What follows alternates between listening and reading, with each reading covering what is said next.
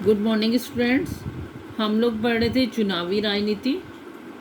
इसी में आज हम देखेंगे मतदाता सूची। मतदाता सूची और मतदाता सूची क्या होता है कि वोट देने से पहले मतलब क्या करा जाता है, एक सूची तैयार की जाती है। एक वोटर लिस्ट, आम भाषा में से वोटर लिस्ट भी कह देते हैं। वोटर लिस्ट तैयार की जाती है जिसमें हर उस व्यक्ति का नाम होता है जिसने वोट देना होता है, जो दे सकता है। तो आपको पता है हमारे यहाँ 18 वर्ष से ऊपर की उम्र के, जो 18 वर्ष के हो गए हैं या उससे ऊपर की उम्र के हैं, सभी को मतदान करने का अधिकार है हमारे यहाँ। तो उन सभी के नाम इस मतदाता सूची में होने चाहिए, क्योंकि हमारे यहाँ सार्वभौम वयस्क अधिकार आप लोगों ने पढ़ा उसके बारे में। तो सभी को अधिकार है कि वो मत दे। किसी को भी हम मतदान करने से वंचित नहीं कर सकते। हर एक कोई व्यक्ति, चाहे वो अमीर है, गरीब है, अनपढ़ है, पढ़ा लिखा है, दयालु है या निर्दयी है, हर एक को मतदान करने का अधिकार मिला ही है। क्योंकि हमारे यहाँ क्या है, लोकतंत्र। और लोकतंत्र का मतलब क्या होता है? जनता द्वारा और जनता के लिए चलाया जाने वाला शासन व्यवस्था। जनता चुनती है वहाँ के शासक को।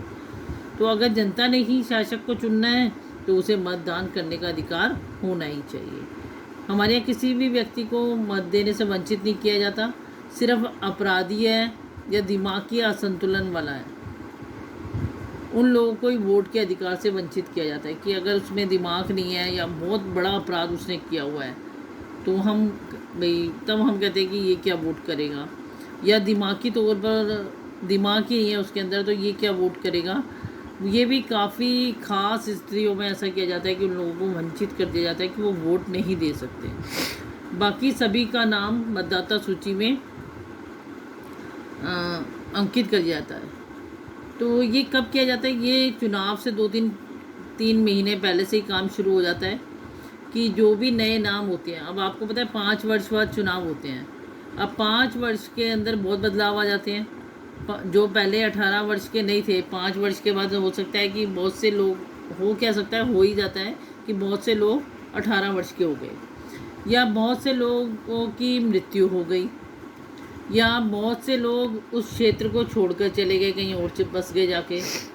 तो क्या क्या किया जाता है, इस जो मतदाता सूची है उसे हर 5 वर्ष बाद सुधारा जाता है। सुधारा किया जाता है, जो जब जैसे जिन लोगों की मृत्यु हो गई है उनके नाम उसमें से हटा दिए जाते हैं, और जो लोग 18 वर्ष के हो गए उन लोगों के नाम उसमें ऐड कर दिए जाते हैं कि अब ये भी मतदान कर सकते हैं।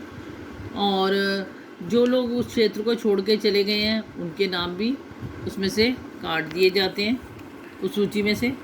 तो इस प्रकार हर 5 वर्ष में चुनाव से पहले 2-3 महीने पहले ये काम शुरू हो जाता है और उसमें उस सूची को सुधारा जाता है। और क्या है, अगर हम मतदान दे रहे हैं और क्या होता है कि हमें कैसे पता चले हमारा नाम है या नहीं है उस सूची में? तो क्या होता है, जो लोग भी खड़े हुए होते हैं उनके साइड से लोग आप लोगों के घरों तक पहुंचते हैं। आप भी देखते होंगे, मम्मी पापा के लिए आपके घर पहुंचते होंगे वो, कि आपका नाम इस सूची में है और ये आपका इस स्कूल में आपका वो है क्षेत्र, यहाँ आकर आप वोट डाल सकते हैं। आपका सेंटर ये है, क्षेत्र नहीं, ये आपका सेंटर ये है और आप इस जगह पर आकर वोट डाल सकते हैं। घर आके सब बता के जाते हैं, स्पेशली पर्ची भी दे जाते हैं। अब क्या होता है कि हम वोट देने तो पहुंचते हैं, हमें वोटर लिस्ट में हमारा नाम है ये भी पता होता है, लेकिन इसके लिए हमारी सरकार ने क्या कर दिया है, चुनाव के लिए फ़ोटो पहचान पत्र की व्यवस्था लागू की हुई है। जो वोटर आईडी है हमारी, हमें वो लेकर जानी होती है।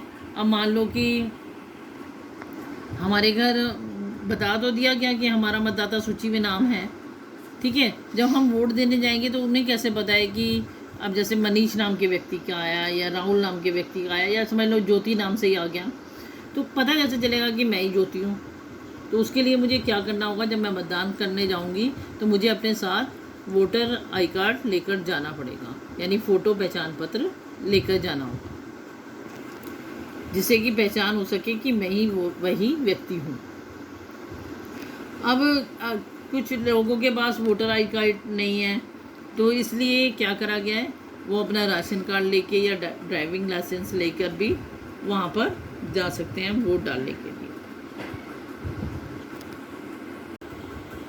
उम्मीदवारों का नामांकन। अब मतदाता सूची तैयार हो जाती है तो उसके बाद चुनाव आयोग उम्मीदवारों का नामांकन करता है। अब वो कैसे होता है कि कोई भी व्यक्ति, आप, मैं, कोई भी जो भी वो मतदान करता है वो उम्मीदवार बन सकता है, लेकिन उम्मीदवार मतदान करने के लिए हमारी आयु 18 वर्ष होनी चाहिए। 18 वर्ष की तो होनी चाहिए और या उससे ऊपर हो, ठीक है। तो लेकिन उम्मीदवार के लिए, उम्मीदवार के रूप में अगर हमें खड़ा होना है तो हमारी आयु कम से कम 25 वर्ष की होनी ही चाहिए। अब उम्मीदवार के लिए भी क्या करा है कि आपराधिक वगैरह पर रोक है, लेकिन वो भी इतनी अधिक नहीं है। ज़्यादा मतलब ये नहीं है कि छोटी सी बात पे उम्मीदवार होने से आपको थोड़ा से अपराध पे आपको उम्मीदवार होने के लिए रोक दिया जाएगा, ऐसा नहीं है। राजनीतिक दल अपने उम्मीदवारों को चुनते हैं, मनोनीत करते हैं और फिर उसको पार्टी का चुनाव चिन्ह या समर्थन मिलता है, जिसे हम टिकट भी कहते हैं।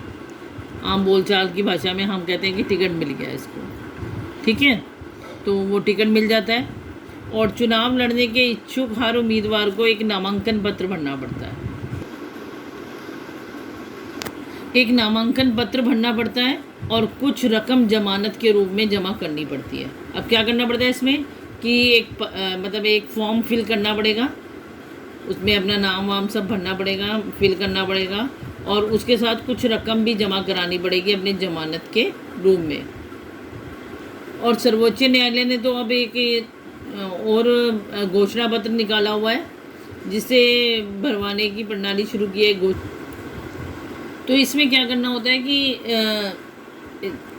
सर्वोच्च न्यायालय ने एक घोषणा पत्र भरवाने की भी प्रणाली शुरू की हुई है, जिसमें उम्मीदवार को अपने बारे में ब्यौरा देना होता है, अपनी पूरी डिटेल बतानी होती है, ठीक है, कि उम्मीदवार के खिलाफ कोई मुकदमा तो नहीं चल रहा, कोई अपराध तो नहीं किया हुआ उसने जिसके बदले में उस पर मुकदमा चल रहा हो, और उम्मीदवार के परिवार के कितने सदस्य हैं, उनकी संपत्ति कितनी है, किसका लेन देन कितना करना है उन्हें, किसी के कर्जदार हैं, कितने कर्जदार हैं, और कितनी शैक्षणिक योग्यता है, कितना पढ़ा लिखा व्यक्ति है। इन सब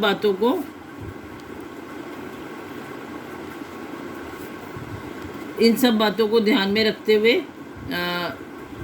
उम्मीदवार पहले ये फॉर्म भरेगा, फिर उसे देखा जाएगा कि उसने क्या क्या भरा, उसके बाद वो उम्मीदवार की सीट पर खड़ा होता है, फिर सब कुछ ध्यान में रखते हुए उसे मनोनीत किया मतलब राजनीतिक दल मनोनीत तो कर देते हैं, लेकिन फिर देखा जाता है कि उसे टिकट दी जाए या नहीं दी जाए। जब उसे टिकट मिलती है तो उसे चुनाव चिन्ह और वो समर्थन मिल जाता है, ठीक है। और इसी प्रकार आपने अभी मतदाता सूची में मैंने दिखाया था कि मतदाता सूची में जो मतदान करते हैं उनकी सूची तैयार की जाती है, और उम्मीदवारों के नामांकन में जो उम्मीदवार के लिए खड़ा हुआ है उस पर भी पाबंदी है कि वो ये नहीं कि जो मर्जी, जो 25 वर्ष का है, मैंने कहा जो 25 वर्ष का वो खड़ा हो सकता है, ठीक है, वो उम्मीदवार बन सकता है, लेकिन उम्मीदवार बनने से पहले उसे भी अपनी पूरी डिटेल देनी पड़ेगी। चुनाव आयोग के पास उसकी पूरी डिटेल होनी चाहिए, उसे फॉर्म फिल करना पड़ेगा, उसे जमानत के रूप में पैसे भरने पड़ेंगे, ठीक है, अपना पूरा ब्यौरा देना पड़ेगा, यहाँ तक कि अपने परिवार की भी एक एक बात उसे उसमें बतानी पड़ेगी कि वो पढ़ा लिखा कितना है, उसके पास कितनी संपत्ति है, और कोई अपराध तो नहीं किया हुआ, उसे कोई सज़ा वगैरह तो नहीं हुई, ठीक है। ये सारी बातें ध्यान में रखने के बाद ही उसे उम्मीदवार के पद के लिए नियुक्त किया जाएगा। तो आज के लिए बेटा इतना ही, नेक्स्ट क्लास में हम इससे आगे करेंगे, और मैं अब आपको कुछ क्वेश्चंस भेजूंगी जिसके आंसर आपने अपनी नोटबुक में लिखने होंगे, यानी अपने रजिस्टर में आपने उन क्वेश्चनों को लिख लेना है। आप ध्यान से वीडियो को सुनेंगे और फिर उन क्वेश्चंस के आंसर देंगे। थैंक्स।